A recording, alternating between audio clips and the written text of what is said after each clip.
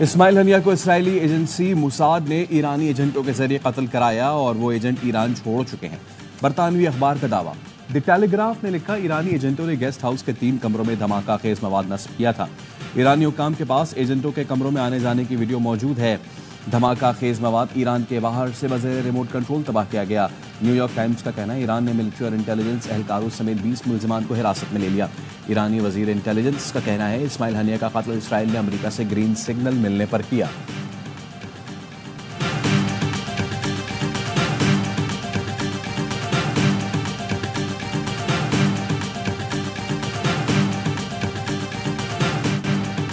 अमरीकी वज़ीर दिफ़ा Lloyd Austin का जंगी जहाज मशरिक़ वुस्ता भेजने का हुक्म। पेंटागन के मुताबिक अमरीकी फौज ने ज़मीनी दिफ़ाई निज़ाम में भी इजाफा कर दिया। अमरीका जेट लड़ाका तैयारों का स्क्वाड भी मशरिक़ वुस्ता भेजेगा। ईरानी वज़ीर ख़ारिजा अली बाकरी का अक़वाम मुत्तहिदा के सेक्रेटरी जनरल से राबता। कहा, ईरान इसराइल से इंतकाम लेने के हक से दस्तबरदार नहीं होगा। इस्माइल हानिया को शहीद करके ईरान की कौमी सलामती पर हमला किया गया। मुजरिम सेहूनियों को मुतनासिब सजा दी जाएगी।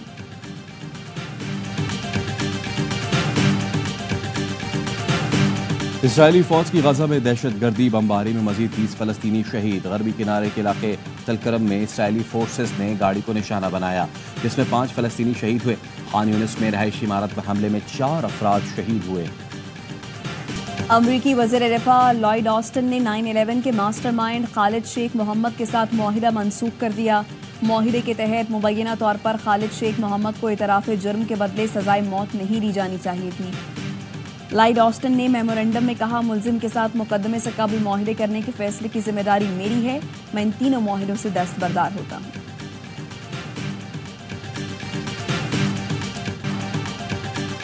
कराची में सावन की झड़ी, मुख्तलिफ इलाकों में वक्फे वक्फे से बारिश।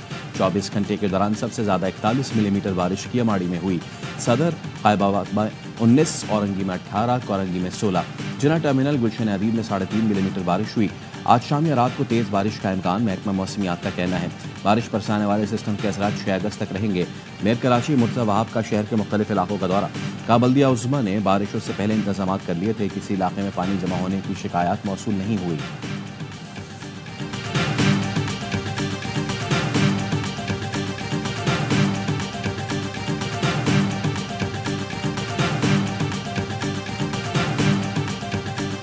सक्खर, खैरपुर, सांगढ़, कश्मोर समेत अंदरूनी सिंध के कई इलाकों में बारिश। पुराना सक्खर के बेशतर इलाकों में बारिश और सीवरेज का पानी जमा हो गया।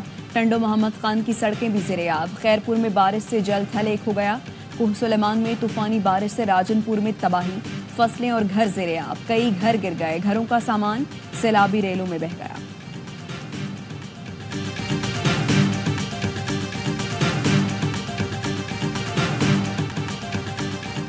पीटीआई कोर कमेटी ने शेर अफजल मरवत की बुनियादी रुकनीत खत्म कर दी। एडिशनल सेक्रेटरी जनरल फिरदौस शमीम नकवी ने नोटिफिकेशन जारी किया। पार्टी चेयरमैन बैरिस्टर गौहर ने नोटिफिकेशन जाली करार दे दिया। कहा, बानी पीटीआई को सूरत हाल से आगाह करूंगा। मेरे इल्म में ये बात नहीं लाई गई कि बानी ने ऐसी कोई हिदायत जारी की। किसी कमेटी ने शेर अफजल को बुलाया तक नहीं। रुकनीत कैसे खत्म कर दी गई? कोर कमेटी का कहना है नोटिफिकेशन असली है। शेर अफजल मरवत का कहना है, पार्टी के फैसले का एहतराम करता हूँ। खान का सिपाही था, हूँ और रहूंगा।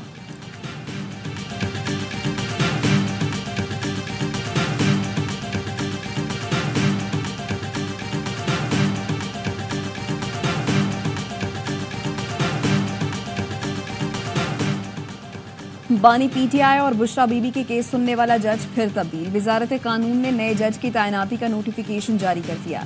190 मिलियन पाउंड रेफरेंस की समाअत आज नासिर जावेद राना करेंगे। वकला तफ्तीशी अफसर के बयान पर जरह मुकम्मल करेंगे। रेफरेंस में मजमूई तौर पर 35 गवाहान के बयानात कलमबंद और 34 पर जरह मुकम्मल हो चुकी है।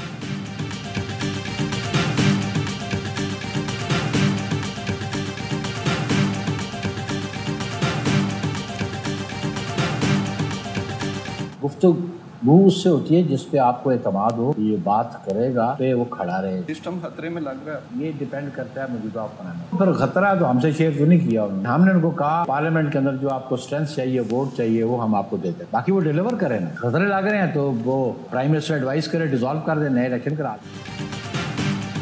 बारी पीटीआई बात करना चाहते हैं मगर वो काबिल एतबार नहीं, उनकी पॉलिसियों में भी तसलसल नहीं। AIY न्यूज़ से इंटरव्यू में पीपल्स पार्टी के सेक्रेटरी जनरल नैयर बुखारी कहते हैं, हुकूमत को खतरा है तो वज़ीर आज़म असेंबली तोड़ने की एडवाइस करें और इंतखाबात करा लें। विफाकी वज़रा समझते हैं हुकूमत को खतरा है तो हमसे शेयर करें, अगर सिस्टम डीरेल हुआ तो नुकसान मुल्क का होगा।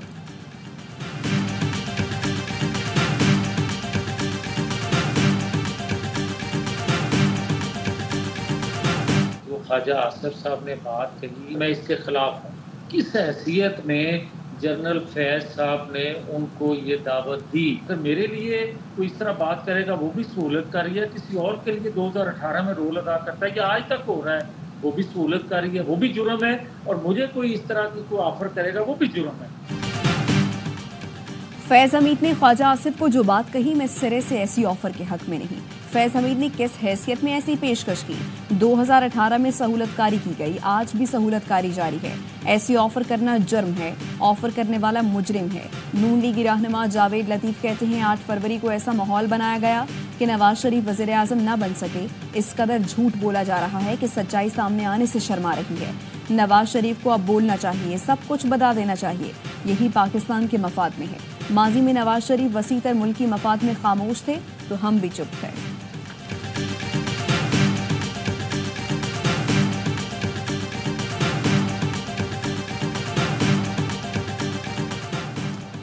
टैक्सेस के खात्मे और बिजली की कीमतों में कमी के लिए जमात इस्लामी का रावलपिंडी में 9 रोज से धरना जारी है। मुज़ाकरात का तीसरा दौर न हो सका। मरकजी क़यादत कारकुनों को आज आइंदा के लाहेमल से आगाह करेगी। जमात इस्लामी के रहनुमा लियाकत बलोच कहते हैं अवाम को रिलीफ ना दिया गया तो हुकूमत संभल नहीं सकेगी। धरने के खात्मे की धमकियां हुक्मरानों के इक़्तिदार के खात्मे का बाइस बनेंगी। अमीर जमात इस्लामी हाफिज नईम का कहना था, वज़ीर आज़म साहब बिजली बिल सियासत का नहीं, लोगों की जिंदगी का मसला है। शाहराहों पर बैठना शुरू करेंगे तो आपके बस में कुछ नहीं रहेगा। मसला हल ना किया तो बाकी ऑप्शंस पर गौर करेंगे।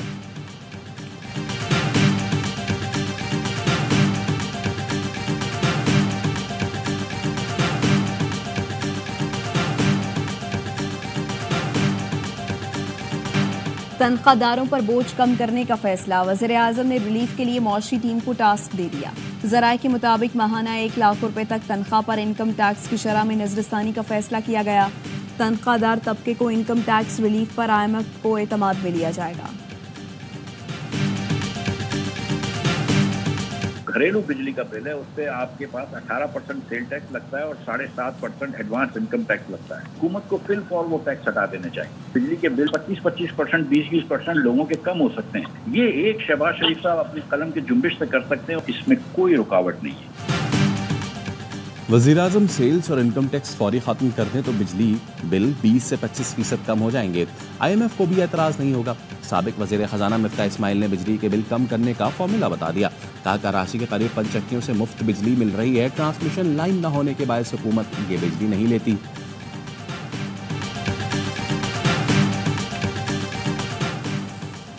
हुकूमत का यूरिया खाद दरामद करने का फैसला। अरबों रुपए की सब्सिडी का बोझ पड़ेगा। 1 लाख मेट्रिक टन यूरिया की दरामद पर तकरीबन 10 अरब रुपए लागत आएगी।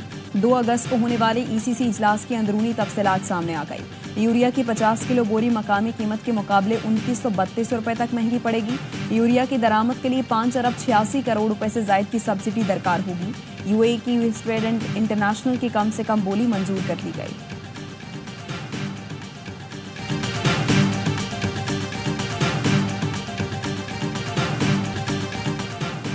घोटकी के कच्चे में रेंजर्स और पुलिस का ऑपरेशन। जागीरानी गैंग के डाकुओं की फायरिंग। जवाबी कार्रवाई में 1 डाकू हलाक, 6 जख्मी। तर्जुमान रेंजर्स के मुताबिक डकैत गैंग घोटकी से एक शहरी के अगवा में भी मुलव्वस है। ऑपरेशन में रेंजर्स, विंग कमांडर और SSP घोटकी ने भी हिस्सा लिया।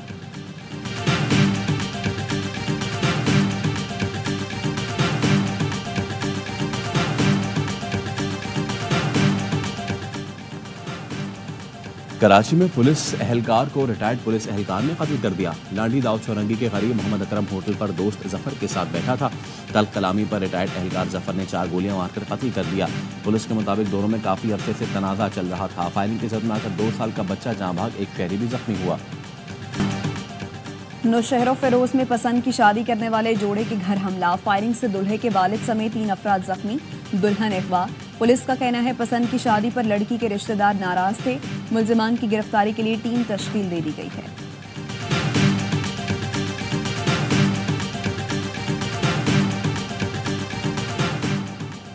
हाफिजाबाद में जिला कचहरी के सामने रेस्टोरेंट की लिफ्ट गिर गई। सिविल जज साजिद बिलाल और उनकी अहलिया जख्मी, एलाइड अस्पताल फैसलाबाद मुंतकिल। म्युनिसिपल कमेटी ने रेस्टोरेंट को सील कर दिया। वज़ीर आला पंजाब मरियम नवाज से secretary emergency services doctor Rizwan की मुलाकात। एयर एम्बुलेंस और मोटरवे रेस्क्यू 1122 सर्विसेज के आगाज पर तबादला ख्याल। हंगामी हालत में मरीज की मुंतकली के लिए वज़ीर आला का हेलीकॉप्टर इस्तेमाल करने पर इत्तफाक। मरियम नवाज ने कहा, पंजाब मोटरवेज पर एम्बुलेंस सर्विस शुरू करने वाला पहला सूबा होगा। इमदादी सरगर्मियों में पंजाब पाकिस्तान ही नहीं, जनूबी एशिया में रोल मॉडल बन चुका है।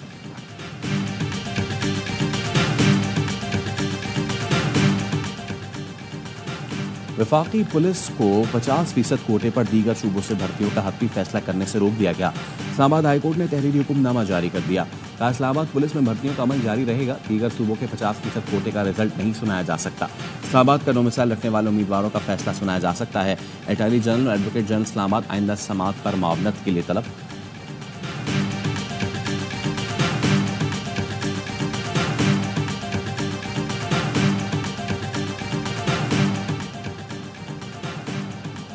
तुर्क बहरिया के वफ्द का चीफ ऑफ स्टाफ की क़यादत में कराची का दौरा। पाक बहरिया के फील्ड कमांडर से मुलाकातें। तुर्क वफ्द ने मज़ार कायद पर हाजिरी दी, बाबा कौम को खराज अकीदत पेश किया।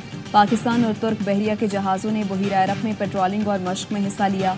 मश्क से दोनों ममालिक की बहरिया में मुश्तरका ऑपरेशंस में ताउन को फ़रोग़ मिलेगा।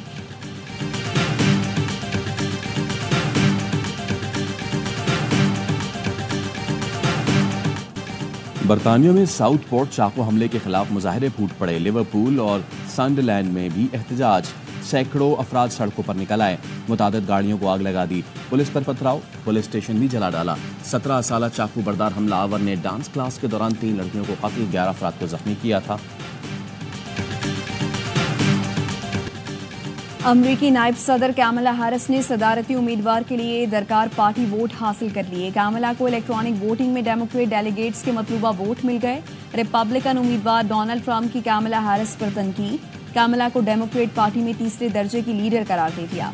ट्रंप और कैमला के दरमियान सदारती मुबाहिसा 4 सितंबर को होगा।